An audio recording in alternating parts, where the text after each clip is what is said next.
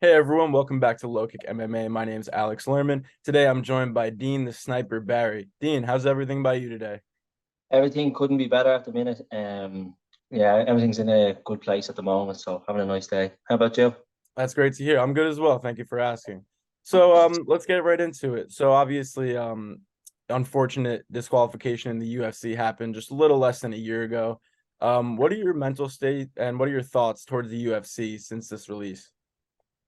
Um, well, after that happened, I kind of knew that when I was brought in that like I needed to win because I had such little fights. They said like Mike was the only way they could get me in because they wanted to sign me. They tried to sign me before that as well, so that was the only way I could get in to get commission to fight. And then obviously I got the disqualification, but at the end of the day, I think it was kind of like a blessing because I got in at the really wrong time in my life as well.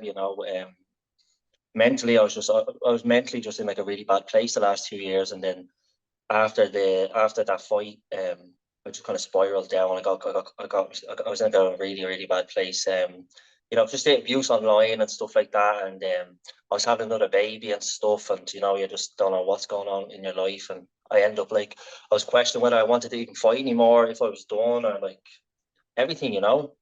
And then in September when my daughter came, like it's not something I ever actually spoke. This is the first time I'm ever saying this, but like I kind of suffered with me mental health a lot in silence. I never really spoke about it, but like I've been on antidepressants now since October, on a high dosage of them to be honest, and it's changed my life. They've helped me drastically.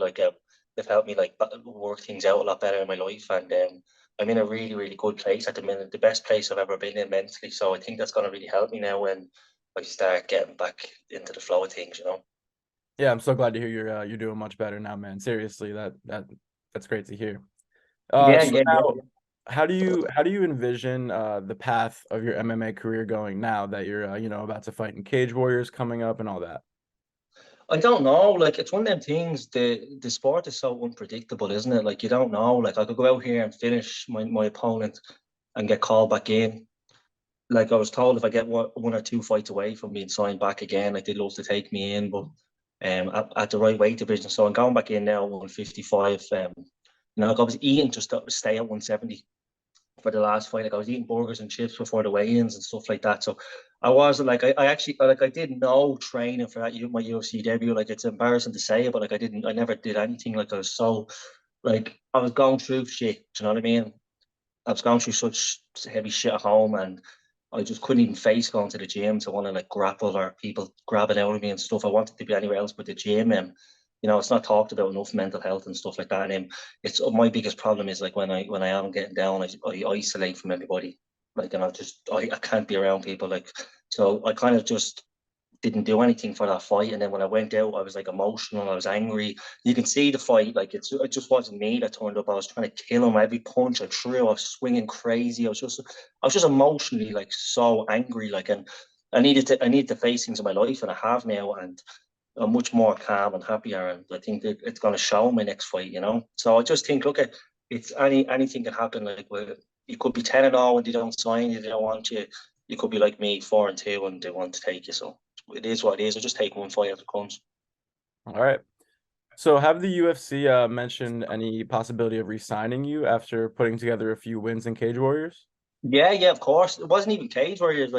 Like Sean Shelby had said to my manager, look, we have to release him because the reason why I got in that fight, I needed to win to go to 5-1 basically, and I didn't. And he said, just tell him to get a good win or two, and we'll take him straight back in. And then my manager's never steered me wrong once. He's like fantastic with it. Like he's always been totally honest with me. And he was like, look, just get me one or two good performances. He said even one could probably do it. So they've signed me twice. They signed me when I was 3-1. Then they signed me again when I was 4-1. So like they wanted me in, but I didn't live up to the way I do normally fight. Like I didn't perform the way I should have performed as well. So like it's not just on the UFC, it's on me. Like I went out there and just went crazy. I didn't even want to be there, man. So and then like but now when I look back, I'm like I'll be ready mentally next time. And once I'm mentally ready, I feel like I can beat anybody. I'm so glad to hear that. I really can't wait to see you get back in there, hopefully back in the UFC octagon very soon.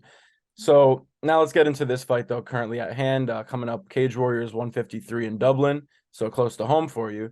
What does that mean to you to be competing at this such an event? all close to your home and hopefully in front of some family and friends. It's incredible. Like when my manager gave me they gave me the message saying that they want to put me on the card in Dublin, I couldn't believe it. I was like, oh man, like I've two beautiful kids at home, like and my partner, my family, everybody, all my friends, everybody can be there. Like it's like, how could I turn that down? Like my 2-year-old son's gonna be in the crowd looking at me walking out in the arena, and to me, that's my life. That's a dream come true for me. Like I've everything I ever wanted right now, and everything else is just a bonus in my life. And I last time I fought in the Tree Arena, I fought amazing. Like I fought Anthony Taylor, and I'd only done MMA a couple of months then, and I was like kicking the shy out of him, and the place was going crazy for me and all. Then he just caught me in submission because I didn't do any jiu-jitsu.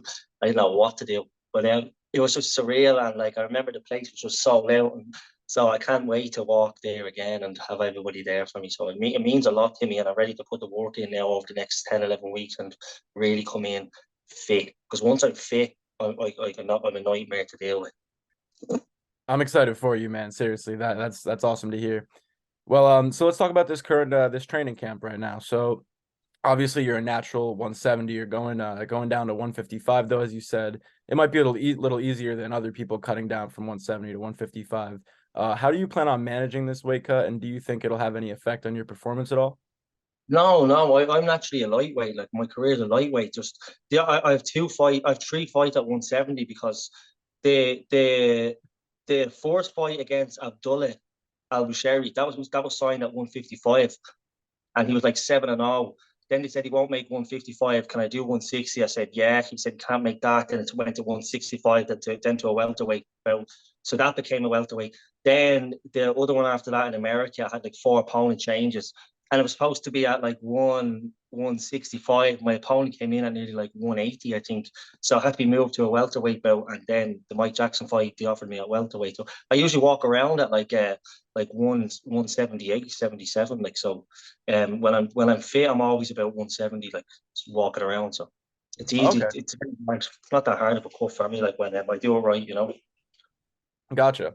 So do you plan on in the future? I mean, obviously a little too early to say now, but because the fight hasn't happened yet. But do you plan on sticking at lightweight, or do you plan on going back up to welterweight? What's your thoughts on that? If I get the call back for the UFC, I'm gonna go down to featherweight. My plan is to cut down to featherweight because like I'm a very relaxed person. Like it's like I'm a very difficult, not difficult, but I'm a very complex kind of person. I'm real like I'll say if I'm dieting, I'll eat a bit of crap here and there as well. Like I never like completely deprive myself. Even with training, I'll do enough. I'm not one of them people who lives in the gym though. Like I don't live in the gym, and I'll openly say that. Like I'm not in the gym every day. Um, I'm not there for hours and hours and hours every day, which like is totally fine for other people. But just for me, like the way I've grown up my whole life, even in the kickboxing world, I never do too much. Like I do enough for me. What I think I'm like mentally ready to do. Otherwise, I switch off and I end up just going off. So I've been like that my whole life, and it's worked out for me. So, but I'll never not do nothing. Like if I'm not in the gym, I'll make sure I be doing strength conditioning or running or weights and stuff like that. Like, but I'm very like an introvert. Like I love being on my own. Understood. Yeah, I totally get that. So now let's get into your fight coming up. So your opponent, Adam Shelley, and I understand that the two of you might have some history together. Did you used to train in the past together? Yeah, I know Adam since I'm Jesus. I could be really, I can't remember, maybe like 14, 15. I probably know him since. And we would like travel for the Irish kickboxing team together. I did like points fight, and Adam did continuous fight. And he was like very good in that. He was a world champion as well. And so I was world champion on my side. And then we would like, my gym, we used to go over to his gym, and we do sparring, like we do like points fighting and stuff like that. Cause I never did continuous.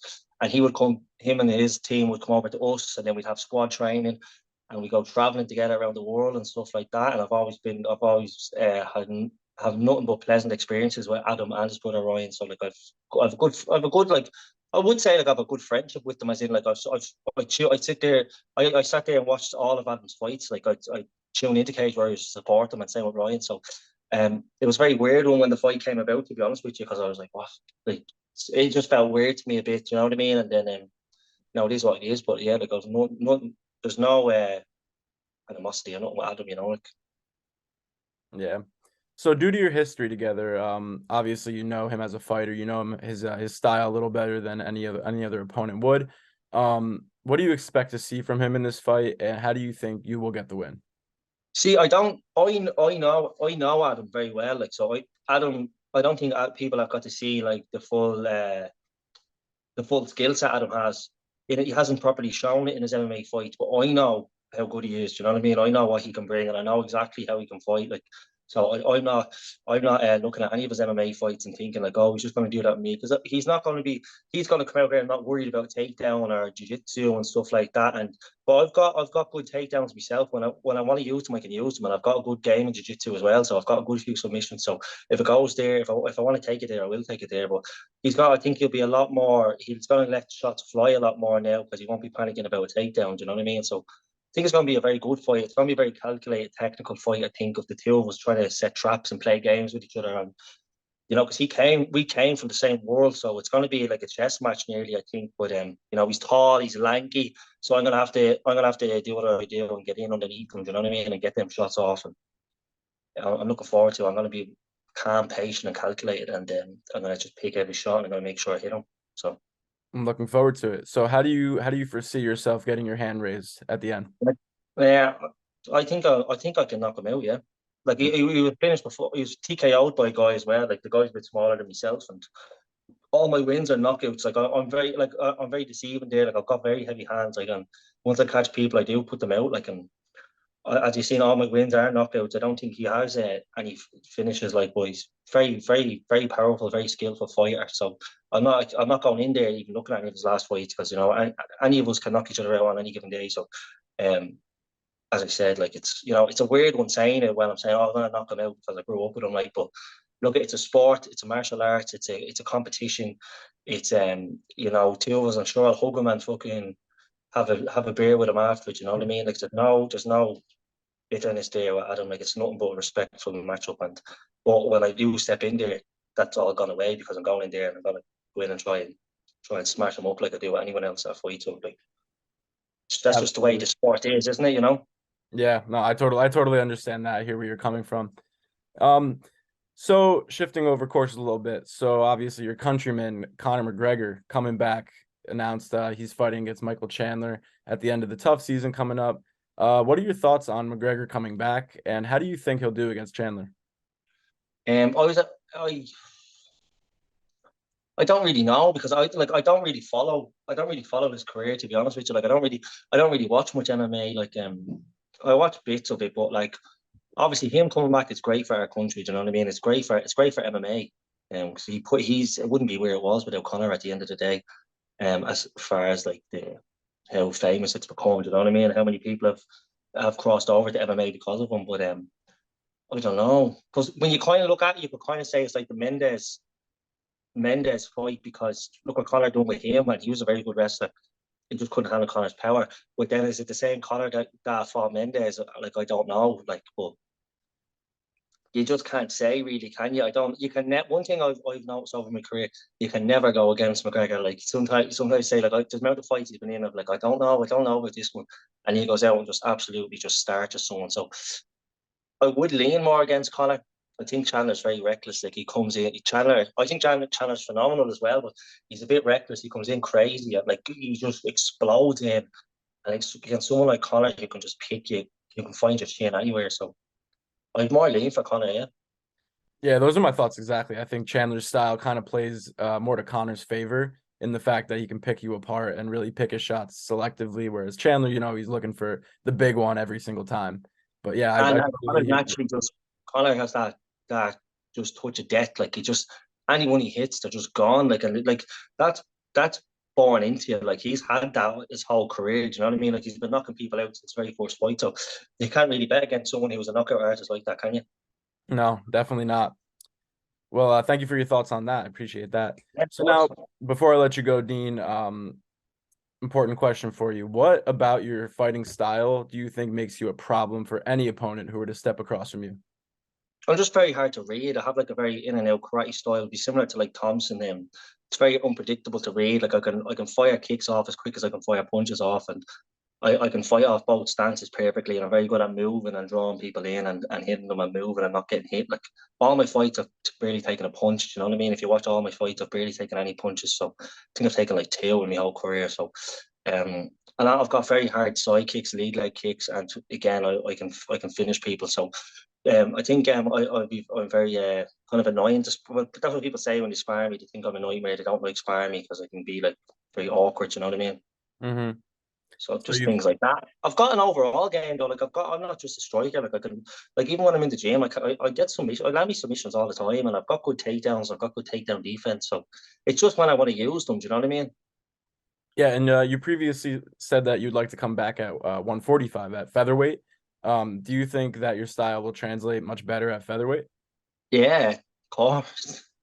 See the size of them in 155 and like the wrestling pedigree there. Like I'm not stupid either. I'm not one of these like delusional people where I'm like, oh, I'm gonna go in and finish everybody. You know, like I know, like from the top of the division to the bottom of the division, there's the worlds apart. You know what I mean? So it's where would I fit in there? Because I know I wouldn't be at the top. Like it'd take a while for me to fucking. Who knows if I even would get there? Do you know what I mean? But like if I put the right things together, I could, you know. But it's just like I'm not delusional. And I think like in 145, I'd be a nice size for it as well. And there's a lot of strikers in there compared to 55. 55 is like wrestling heavy, I think. But they're more complete. But even wrestling heavy, but like complete fighters in 55, who do it all very well, you know. Yeah, absolutely. Since we're on the topic of, talking about featherweights and lightweights, I gotta ask, what do you think of the Volkanovski versus Islam fight last Saturday? Who do you think won, and what were your overall thoughts? I think considering how the fight went, like I think Volk got 3 rounds of the 5, to be honest with you, and I would have leaned more towards Volk, but even though he didn't win, he didn't like he's still a winner. Do you know what I mean? Like he still won in everybody's eyes because like all he got was number fans from that. Like that was it. Have you ever seen anyone put Islam on his back and ground and pound him? Like when have you seen if someone in a smaller division of his size? Like that's why weight classes are there for a reason. Imagine Volk was Islam's size, what he would have done to Islam, and I think that's why Volk is stead at number 1. If Volkanovski had been the same size as Islam, like height, width, whatever weight, I think he would have absolutely mauled him. Yeah, I totally Mauled him. agree. I Like totally so, agree. yeah. But so Islam's very good as well. But like you say, I much prefer Volkanovski's style. Like Islam's more he just grabs onto you and he just burns you out and like he could just kind of beat you into submission really. But like Volkanovski's just a complete monster. There's just this dog in him. Like uh, Islam, you seen at the last round, he couldn't even stand up and all. Volkanovski's going around buzzing. I feel like he could have done 5 more, you know. Yeah, it's kind of crazy. A lot of fighters show heart out there, but I feel like Volkanovski is one of those fighters that his heart really shines through in his style and just the way he performs out there. If that could And make he put, sense. what did he put? How many was he on a 21 win streak or 22 win streak or something? He didn't give a Yeah. shit. He put that on the line to move up and chase greatness. And like hats off to him. You have to love someone like that. Like he's a very. What I like about Volkanovski, he's shown a different light in the sport as well. Like he's such a humble, respectful, respectful athlete, respectful champion. He's just like he's funny. He's just he carries himself very well, and that's a lovely side to see in the sport. You know. Yeah, it's really great for MMA. I 100% agree. Yeah. Dean, I think that's all I got for you today. Thank you so much for your time. Right now, if you want to shout out any social medias for the people watching and shout out any sponsors right now, I'll give you time for that. Yeah. No, I'm all right. I've none at the moment. Not at the moment. No. Okay, no problem. Well, I really appreciate you again. Thanks for coming on with me. Cage Warriors 153 in Dublin. What is it, April 29th? And Yeah. can't wait to see you back in action, man. Cheers, buddy. Have a good one. You too. Thanks. Make sure to subscribe to the LowKick MMA YouTube channel for all the latest news, event previews, and interviews with some of the biggest stars in MMA.